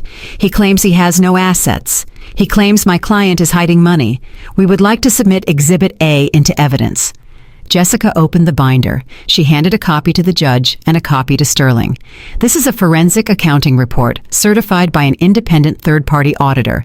It details the financial activities of Mr. Vance over the last 24 months, said. Specifically, it tracks a series of wire transfers totaling $2.1 million from the marital estate to a series of shell companies registered in the Cayman Islands. Caleb's head snapped up. His eyes went wide. He looked at Sterling. Sterling looked confused. He flipped through the pages. These transfers, Jessica said, pointing to a chart on page 5, were made under the guise of consulting fees and vendor payments for his venture capital firm. However, as you can see on page 10, the ultimate beneficiary of these accounts is a trust named the Phoenix Group, and the sole signatory on that trust is Caleb Vance. Judge Moore leaned forward. She adjusted her glasses. She looked at the documents. She looked at Caleb. Mr. Vance, is this your signature on the incorporation documents for the Phoenix Group? Caleb stammered. I do not recall. That could be a forgery. Harper is good with computers. She could have faked it. Jessica did not miss a beat. We anticipated that objection, Your Honor, which is why we obtained a court order from the Grand Court of the Cayman Islands last week granting us access to the bank records of the Phoenix Group. Caleb stopped breathing. I saw it happen. His chest just stopped moving. The Cayman Islands had strict banking secrecy laws. Getting a court order there was notoriously difficult. It required proof of serious criminal activity, not just a divorce dispute. Caleb thought his money was in a fortress. He did not know I had the keys to the castle. Jessica continued. The records show that the account currently holds $1.8 million in cash and $300,000 in cryptocurrency. But, Your Honor, the existence of hidden assets is not the most disturbing part of this report. It is what Mr. Vance has been using those funds for in the last 2 weeks. Sterling tried to intervene. Your Honor, this is a dissolution of marriage hearing. The spending habits of my client are not relevant unless they affect the marital estate. They are relevant if they affect the safety of my client. Jessica said, her voice turning steel hard. She turned to page 50. Your Honor, please look at the transaction history for May 12th. A wire transfer of $50,000 to a private security firm based in Israel. The firm is called Black Box Solutions. They specialize in surveillance cyber warfare and aggressive intimidation tactics. Judge Moore looked at the page. What is this, counsel? We subpoenaed the contract associated with this payment, Jessica said. It is attached as Exhibit B. The contract outlines the scope of work commissioned by Mr. Vance. The target of the surveillance is Harper Vance, and the secondary target is Marcus Williams. The courtroom went silent. The air was sucked out of the room. Caleb's face was gray. He was gripping the table so hard his knuckles were white. The contract specifies, Jessica read from the document, 24-hour physical surveillance, installation of listening devices in the residence of Harper Vance, and, she paused for effect, a comprehensive dossier on the daily movements of Marcus Williams' children. Marcus, who was sitting in the gallery behind me, let out a low growl. I reached back and touched his hand. Your Honor, Jessica said, closing the binder. Mr. Vance is not destitute. He is a millionaire who is hiding assets from this court. And he is using those assets to stalk his wife and threaten the family of her business partner. This is not just financial fraud. This is a criminal act. We are asking the court to freeze the Cayman accounts immediately. We are asking for a permanent restraining order, and we are asking that Mr. Vance be held in contempt of court for perjury regarding his financial affidavit. Judge Moore looked at Caleb. Her expression was terrifying. It was the look of a woman who had seen every lie men tell and was done listening. Mr. Sterling, the judge, said, her voice quiet and dangerous. Did you know about these accounts? Sterling looked at his client. He looked at the binder. He looked at the judge. He was sweating. No, Your Honor, I did not. Mr. Vance assured me he had full disclosure. Then you might want to have a very serious conversation with your client, Judge Moore said, because right now he is looking at a lot more than a divorce. She turned to Caleb. Mr. Vance, stand up. Caleb stood up. His legs were shaking. You came into my courtroom, Judge Moore said. You swore an oath. You told me you had nothing. You cried. You played the victim. And all the while you were sitting on $2 million of stolen money that you were using to hunt your wife. I needed to protect myself, Caleb whispered. She is dangerous. She has connections. You hired a hit squad to watch children, Judge Moore snapped. Do not speak to me about danger, she banged her gavel. I am granting the motion to freeze all assets including the Cayman accounts. I am granting the permanent restraining order. And I am referring this evidence to the district attorney's office for immediate investigation into perjury, stalking, and wire fraud. Bailiff, take Mr. Vance into custody for contempt of court. We will set a hearing for sentencing next week. Caleb looked around wildly. He looked at Sterling, who was busy packing his briefcase and avoiding eye contact. He looked at me. Harper, he pleaded. Harper, tell them. Tell them it is a misunderstanding. I just wanted to know you were safe. I still love you. I looked at him. I looked at the man who had promised to love, honor, and cherish me, the man who had slapped me, the man who had stolen from his family, the man who had hired people to watch my brother-in-law's children. I stood up. I smoothed my cream suit. I do not know you, I said. The bailiff moved in. He took Caleb's arm. This time there was no screaming. There was no fight. Caleb was a balloon that had lost its air. He slumped. He let them lead him away. As he passed me, he whispered one word. How? I looked him in the eye. Because I count everything, Caleb, I said. Even the things you think are invisible. He was led out the side door. The heavy wood clicked shut behind him. Sterling looked at me. He looked at Jessica. I am withdrawing as counsel, he said. I will file the motion today. Good choice, Jessica said. We walked out of the courtroom together. Marcus was waiting in the hallway. He looked shaken. He was watching the kids. Harper, Marcus said, his voice trembling. He paid people to watch my kids. I know, I said. That is why we had to nail him, Marcus.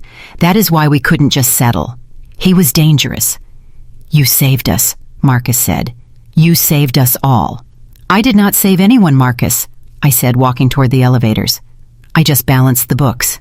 But the books were not quite closed. There was one more transaction pending, the final liquidation. Caleb was in jail for contempt. His assets were frozen. His lawyer had quit. But he still had one thing left. His pride, his ego, the belief that somehow he was still better than me. I needed to take that too. I needed him to know that he hadn't just lost to the system. He had lost to me. I turned to Jessica. "When is the asset seizure scheduled?" I asked. "Tomorrow morning," she said. "The marshals are going to the penthouse to catalog the contents. They are seizing the cars, the art, the watches, everything bought with marital funds or stolen money." "Good," I said. "I want to be there." "Harper, you do not have to do that," Jessica said. "It will be emotional." "I want to be there," I repeated, "and I want you to arrange a visitation at the jail for tomorrow afternoon." "Why?" Jessica asked. "What do you have to say to him?" "I want to say goodbye," I said, "and I want to give him a receipt." The next morning I stood in the lobby of my old building. The doorman nodded to me respectfully. He knew. Everyone knew. The story was in the Chicago Tribune. Venture capitalist arrested in courtroom drama. Wife exposes $1 million fraud. I went up to the penthouse. The door was open. Marshals were moving in and out carrying boxes.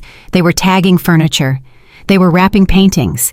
It looked like an estate sale for a life that had died. I walked into the kitchen. The marble floor where I had fallen was clean. The island where I had served the eggs, Benedict, was covered in inventory lists. I walked to the study. My old sanctuary. It was empty now. My equipment was gone, moved to my new secure location. I stood by the window and looked out at the city. This had been my dream home. I had bought it with the money my grandmother left me, money she had saved her whole life from her bakery. She had wanted me to have something that was mine, something safe. Caleb had turned it into a prison. He had turned it into a leverage point. But bricks and mortar do not make a home. Freedom makes a home. I took a deep breath. I said a silent thank you to the apartment. Thank you for sheltering me. Thank you for the lesson. Then I walked out. I did not look back. That afternoon I went to the Cook County Jail. The air smelled of bleach and despair. I sat in the visitation booth behind the thick glass. Caleb was brought in. He was wearing an orange jumpsuit. It clashed with his complexion. He looked tired. He looked small. He sat down. He picked up the phone. "You came," he said. His voice was tinny through the receiver. "I came," I said. "Are you happy?" he asked. "You destroyed me, Harper. You took everything." "I took nothing that was yours, Caleb," I said. "I took back what you stole." He leaned forward. His eyes were cold. "You think you are so smart, but you will never be one of us. You will always be the outsider, the bean counter. You will be alone, Harper. No man will ever want you. You are too much work." I smiled. It was a genuine smile. "I am not looking for a man, Caleb," I said. "I am looking for peace." And I found it. I reached into my bag. I pulled out a piece of paper. I held it up to the glass. It was a printout of the wire transfer confirmation from the Cayman Bank, the one the judge had ordered. The money had been repatriated. It was back in the U.S. It was back in the accounts of the investors he had defrauded. "Marcus got his money back," I said. "The pension fund got their money back. Even Savannah got immunity for testifying against you." Caleb stared at the paper. "And the penthouse," I said. "It was sold this morning." "Sold?" he asked. "To who?" "To a nonprofit," I said. "It is called The Haven. It is a shelter for women escaping domestic financial abuse." Caleb recoiled. He looked physically sick. "You turned my home into a shelter," he whispered. "My home." "Caleb," I corrected him. "And yes, I thought it was fitting. Every woman who walks through those doors will know that she can get out, that she can win." I stood up. "I am done auditing you, Caleb," I said. "The account is closed." I hung up the phone. I turned and walked away. I could hear him tapping on the glass. I could hear him shouting my name, but I didn't stop. I didn't turn around. I walked out of the jail and into the sunlight. The air was fresh. The city was alive. I hailed a cab. "Where to?" the driver asked. "O'Hare," I said. "Going on a trip?" he asked. "Yes," I said, smiling. "I am going to Paris. I have a breakfast reservation." And this time, I was eating alone. The heavy glass doors of the Daily Center swung open, and Caleb stepped out onto the gray Chicago sidewalk. He looked like a man who had just survived a plane crash, only to realize he was stranded on a deserted island. His tie was gone. His collar was unbuttoned. He blinked against the harsh midday sun, his eyes darting back and forth, as if he expected the paparazzi to be waiting. But there were no cameras, there were no reporters. There was just the indifferent bustle of the city and the cold wind whipping off the plaza. He patted his pockets instinctively, reaching for his phone, his wallet, his keys. He had them back now that he had been processed and released pending his sentencing hearing next week. He probably thought the worst was over for the day. He probably thought he could go to the parking garage, get into his Porsche 911 GT3, and drive to a bar where he could drink expensive scotch and craft a new lie to tell his parents. He started walking toward the parking structure across the street. He had a bounce in his step again, a small flicker of that unkillable arrogance. He was already rewriting the narrative in his head. The judge was biased. The lawyer was incompetent. Harper was vindictive. He would survive this. He always survived. Then he stopped. Directly in front of the courthouse in the loading zone, where only police vehicles and authorized trucks were allowed to idle, sat a flatbed tow truck. The engine was rumbling, sending plumes of white exhaust into the air. On the bed of the truck, secured by thick yellow straps, was a car. It was not just any car. It was a Porsche 911 GT3 in shark blue. It was Caleb's car. It was the love of his life. He loved that car more than he loved me, more than he loved his parents, and certainly more than he loved the truth. He spent more time detailing it than he spent talking to his family. It was his symbol. It was the physical manifestation of the lie he lived. Caleb froze. He stared at the car. For a second he looked confused, as if he couldn't process why his vehicle was elevated 6 feet in the air. Then the realization hit him. He broke into a run. "Hey!" he shouted, waving his arms. "Hey, stop! That is my car. You cannot take that. Put it down." He ran right up to the driver's side of the truck, banging his fist on the door. The driver, a burly man with a thick beard and an indifference to men in suits, didn't even roll down the window. He just pointed a thumb over his shoulder toward the sidewalk. Caleb turned around wild-eyed. "Who authorized this?" he screamed. "I paid for this parking spot. This is theft." "Hello, Caleb." He spun toward the sound of my voice. I was standing near the plaza sculpture, wrapped in my trench coat, watching him. I had not left. I had waited. I needed to see this. I needed to verify the asset seizure personally. "Harper," he breathed, his face twisting into a sneer. "You did this. You petty jealous. You called the tow company. You cannot do this.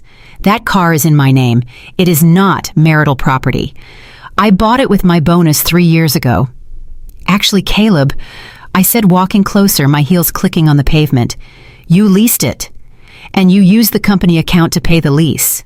The same company account that is currently frozen by the FBI. The payments have bounced for 3 months. I held up a piece of paper. It was a repossession order. "The leasing company was very happy to hear from me," I said. "When I explained that the vehicle was being used to transport a flight risk and was purchased with proceeds from a federal crime, they expedited the recovery order. They gave me power of attorney to facilitate the handoff." Caleb looked at the paper. He looked at the truck. The driver revved the engine. The chains rattled. "You are evil," he whispered. "You want to strip me naked. You want me to have nothing. I want you to have exactly what you earned," I said, "which is 0. But that was not the surprise. The car was just the appetizer. The main course was standing behind me, shielded by a concrete pillar. Caleb was staring at the truck, his eyes watering. He looked defeated. He looked like a man who had nothing left to lose. "Caleb." The voice was soft, but it cut through the city noise like a razor blade. Caleb stiffened. He knew that voice. He had whispered lies into the ear that belonged to that voice for 6 months. He turned slowly. Savannah stepped out from behind the pillar. She looked different. The bikini and the sheer cover-up were gone. The expensive hair extensions were pulled back into a severe ponytail. She was wearing jeans and a black hoodie. She wore no makeup. She looked younger and she looked angry. Caleb's jaw dropped. Savannah. He took a step toward her, his face lighting up with a desperate hope. He saw a lifeline.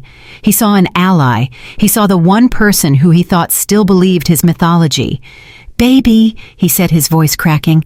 "Oh, thank God. You are here. You came for me. I told you she was crazy. I told you she would try to separate us. Look at what she is doing. She is taking my car. She froze my money. But we can fix this. We can go to your parents' place in Florida. We can start over." He reached out for her. Savannah did not move. She did not smile. She stood her ground next to me like a soldier holding the line. "Do not come near me, Caleb," she said. Her voice was flat, cold. Caleb stopped, confused. "Savannah, what is wrong? It is me. It is Caleb. I love you. We are going to get married, remember? The penthouse. The penthouse is gone," Caleb Savannah said. "Harper sold it. And the condo in Miami is gone. Harper owns it. And my Birkin bag. The one you gave me for my birthday." She reached into her large canvas tote bag. She pulled out the black Hermes bag. The leather gleamed in the sunlight, Caleb's eyes fixed on it. "That is worth $12,000, he said, instinctively calculating the liquidation value. Savannah dropped the bag on the dirty sidewalk. It landed with a dull thud. "It is evidence," she said. "Just like the bracelet, just like the car, just like me." Caleb looked from the bag to Savannah to me. He started to piece it together, but his narcissism wouldn't let the picture form completely. He couldn't conceive that his objects could revolt. "What are you doing with her?" he asked, pointing at me. "She is the enemy, Savannah. She is the one trying to put us in jail." "No, Caleb," I said, stepping forward. "I am the one who kept her out of jail." Caleb blinked. "What?" "Savannah and I came to an arrangement," I said. "I explained to her the concept of joint and several liability. I explained that as the officer of your shell company, she was looking at 5 to 10 years for money laundering, unless, of course, she cooperated." Caleb looked at Savannah. "Cooperated how?" Savannah reached into her hoodie pocket. She pulled out her phone. "I gave them everything, Caleb," she said. "The texts, the emails, the videos of you bragging about the liquidity bridge, the voicemail where you told me to delete the Zenith accounts." Caleb's face went white. "You gave them my phone." "I gave them my phone," she said. "And I gave Harper this password to your cloud backup, the one you used on my iPad because you were too lazy to log out. You betrayed me," Caleb whispered. "I loved you. I bought you everything. You bought me nothing," Savannah screamed. Her composure cracked. The anger spilled out hot and fierce. "You stole money and you bought me things to hide it. You made me an accomplice. You made me a criminal. I am 24 years old, Caleb. I have my whole life ahead of me. And you almost ended it because you wanted to play big shot." She reached into her pocket again. This time she pulled out a set of keys. They were the keys to the Miami condo, the keys to the dream life he had sold her. "You said you were the rich one," she said, walking toward him. "You said Harper was boring. You said she was just a bean counter who checked your receipts." She stopped 2 feet in front of him. She looked him up and down. She looked at his rumpled suit. She looked at his desperate eyes. "Harper is the rich one, you idiot," she said. "She bought your debt. She bought your mortgage. She is the reason I am not in handcuffs right now. She is the only person in this entire mess who actually has money, real money, not credit card debt and lies." She threw the keys. They hit Caleb in the chest. He didn't try to catch them. They clattered to the sidewalk next to the Birkin bag. "You are pathetic," Savannah said. She turned to me. She didn't hug me. We weren't friends. We were co-belligerents in a war against a liar. She nodded. "Thank you," she said, "for the deal." I nodded back. "Good luck, Savannah. Keep your record clean." She walked away, heading toward the subway station. She walked with a lightness I recognized.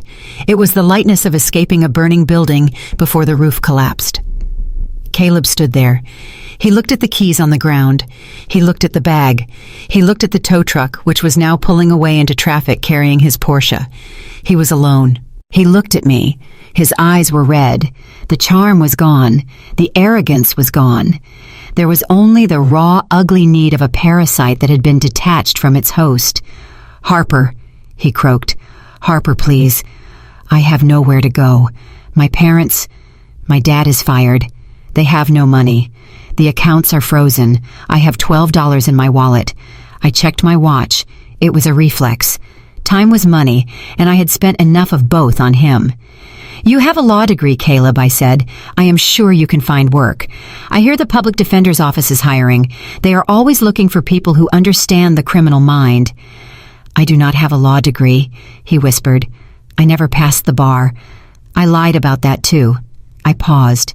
I stared at him. Of course he did. Of course he lied about that too. It was just another line item in the ledger of his fraud. "Then you better start learning a trade," I said. I turned to leave. "Harper, wait!" he shouted. "How are you getting home? Did you drive? Can you at least give me a ride? It is going to rain." I stopped. I looked back at him one last time. He was standing over the abandoned Birkin bag, looking at it like he was considering trying to sell it on the street corner. "I didn't drive, Caleb," I said. "Then how?" A black town car pulled up to the curb. The driver stepped out and opened the rear door. Inside I could see the leather seats, the climate control, the quiet sanctuary of wealth that was earned, not stolen. "I ordered a car," I said, "on my account." I got in. The driver closed the door. The window was tinted, but I could see out. I saw Caleb standing on the sidewalk. The first drops of rain began to fall, darkening the shoulders of his suit. He looked down at the keys to the condo he didn't own. He looked at the bag he couldn't sell because it was evidence. He looked up at the sky and let out a scream that was swallowed by the noise of the city. I tapped the partition. "Drive," I said. The car pulled away. I opened my laptop. I had a meeting with Marcus in an hour. We were going to restructure the board of his father-in-law's company. We were going to purge the toxicity and rebuild it from the ground up. I had deleted Caleb from my life. I had deleted him from my bank accounts. And now I had deleted him from the narrative. He was just a footnote in a case study about internal controls. A cautionary tale about what happens when you underestimate the person who balances the books. I typed a quick note to my lawyer, Jessica. Subject: asset recovery complete. Body. The vehicle has been secured. The third-party witness has been debriefed and released. The opposition is currently insolvent and on foot. Proceed with the final motion for summary judgment. I hit send. The rain streaked against the glass, blurring the city into a watercolor of gray and steel. I felt a deep calm settle over me. The humiliation was complete. He had tried to shame me in my office. I had shamed him in front of the world. He wanted to be famous. Now he was. He was the man who lost everything because he forgot one simple rule of accounting. For every debit, there must be a credit. And his debt had finally come due. 6 months later, I sat in the back of the federal courtroom in Chicago. It was the same building where Caleb had tried to tow my car, but today the atmosphere was different. It was final. The room was packed. Investors who had lost their savings, journalists hungry for the end of the high society scandal, and of course Caleb's parents, Richard and Elizabeth. They looked like ghosts of their former selves. Richard's bespoke suit was ill-fitting, hanging off a frame that had lost 30 pounds. Elizabeth, who used to wear Chanel-like armor, was in a department store dress that looked tired. They sat in the front row clutching each other's hands, their knuckles white. They had spent everything. They had liquidated their retirement accounts. They had mortgaged their Lake Forest estate to the hilt. They had sold the vacation home in Aspen, all to pay for a legal defense team that couldn't stop the avalanche of evidence I had provided. Caleb stood at the defense table. He was not wearing a suit. He was wearing the standard issue orange jumpsuit of a federal inmate. His hair, which he used to spend hundreds of dollars styling, was buzzed short. His face was gaunt. He looked like a man who had been hollowed out. The judge, a federal magistrate with a reputation for harsh sentences on white-collar crime, looked down at him. "Mr. Vance," the judge said, "you have pleaded guilty to 17 counts of wire fraud, 3 counts of money laundering, and 1 count of domestic battery. The evidence against you is overwhelming. You preyed on your own family. You preyed on your investors, and you physically assaulted your wife when she attempted to stop you." Caleb did not look up. He stared at the table. "Your actions were not a mistake," the judge continued. "They were a lifestyle. A lifestyle funded by theft and maintained by intimidation. You have shown no genuine remorse, only regret that you were caught." The judge paused. The silence in the room was heavy.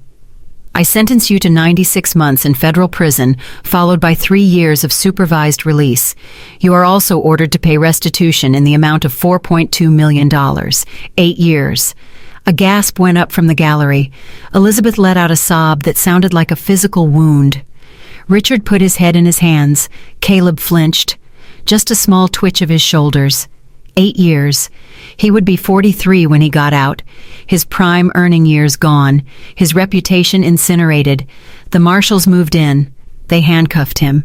The sound of the metal clicking shut was the only sound in the room. Caleb turned his head. He scanned the gallery. He wasn't looking for his parents. He was looking for me. Our eyes met. I did not smile. I did not frown. I just looked at him. I looked at the man who had called me a bean counter, the man who had told me I was nothing without him. He looked away first. He couldn't hold my gaze. He knew that I was the architect of this moment. The marshals let him out. The door closed. It was over. I stood up. I smoothed my skirt. I walked toward the exit. Harper. The voice was shaky. I turned. It was Richard. He was standing in the aisle, blocking my path. Elizabeth was beside him, dabbing her eyes with a tissue. "Harper, wait," he said. "Please." I stopped. I looked at them.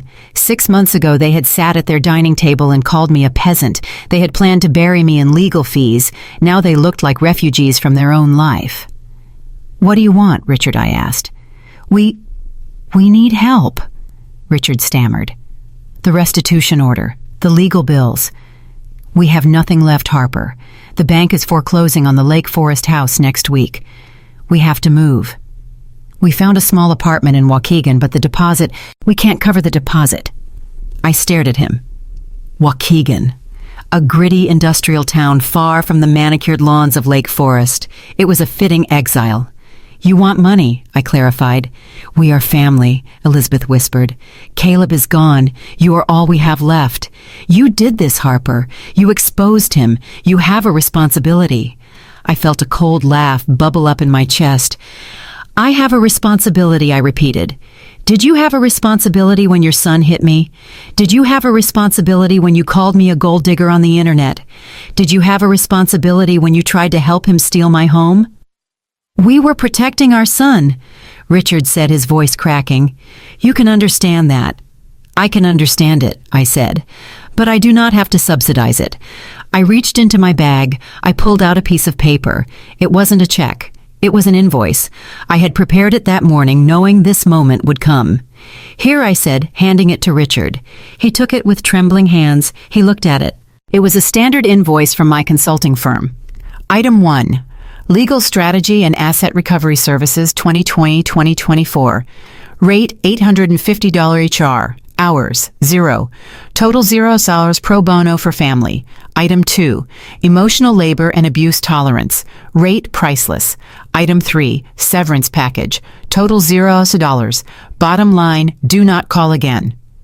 Richard stared at the paper. His face went red, then white.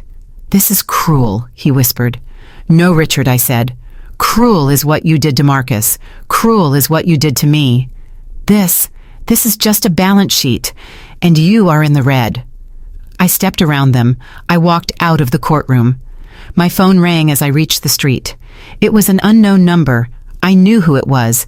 It was them again, probably calling from a different phone, thinking I would answer if I didn't know. I answered. "Hello, Harper, please." It was Elizabeth. "We have nowhere to go." I listened to her begging.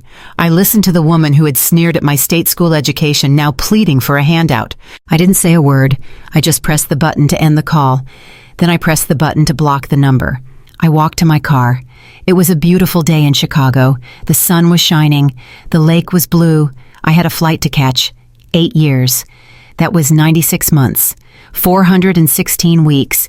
2,920 days.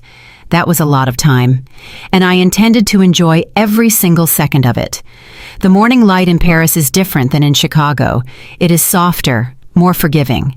I sat at a small round table on the terrace of a cafe in the Marais district. The air smelled of freshly baked bread and roasted coffee beans. Across the street, the Seine River flowed lazily under an ancient stone bridge. I had ordered Eggs Benedict. When the waiter placed the plate in front of me, I didn't flinch. 6 months ago, looking at this dish would have made me sick. It would have reminded me of the morning I served justice on a silver platter. But today, it just looked like breakfast. My phone buzzed on the table. It wasn't a threat. It wasn't a lawyer. It was a DocuSign notification. Subject Employment Agreement, Chief Financial Officer. I opened the document. It was a contract from Marcus Williams Tech Group. Marcus had been begging me to join his company for years, but I had always refused. I didn't want to mix family and business. I didn't want Caleb to think I was riding his brother-in-law's coattails. But Caleb wasn't family anymore, and I didn't need coattails. I had my own wings. The terms were generous: a base salary of $750,000, stock options, a signing bonus that would make Richard Vance weep. But the clause I liked best was at the bottom. Remote work authorization global. I could do the job from Chicago. I could do it from New York. Or I could do it from right here in Paris, a city Caleb had always forbidden us from visiting because he said the French were rude and the food was overrated. He was wrong about the food. It was delicious. I tapped the screen, signing my name with a flourish. Harper Vance. Or maybe soon just Harper again. I hadn't decided if I would keep the name. It was a scar, but scars were proof of survival. I hit submit. Done. I was now the CFO of a billion-dollar tech unicorn. I was 32 years old, and I was free. My phone buzzed again. This time it was an email from my real estate agent in Chicago. Subject Closing Confirmation Unit 4201. My heart skipped a beat. Unit 4201. The penthouse. When the marshals seized Caleb's assets, the penthouse was put up for auction to pay off the remaining creditors. It was a distress sale. The bank just wanted it off their books. I opened the attachment. Buyer the Phoenix Foundation.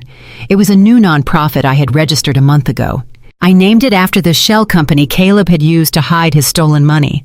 I thought it was poetic. He used the name to burn his life down. I would use it to help others rise from the ashes.